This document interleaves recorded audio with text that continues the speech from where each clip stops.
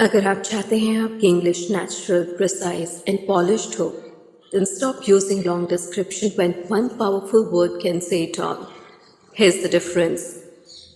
Don't say she's a doctor for skin. Say she is a dermatologist. Don't say she's a doctor for women. Say she's a gynecologist. Don't say she's the doctor for eyes.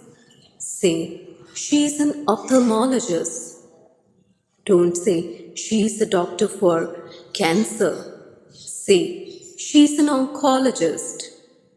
Don't say she's a doctor for mental problems. Say she's a psychiatrist. Remember, sounding fluent is not about using complicated English.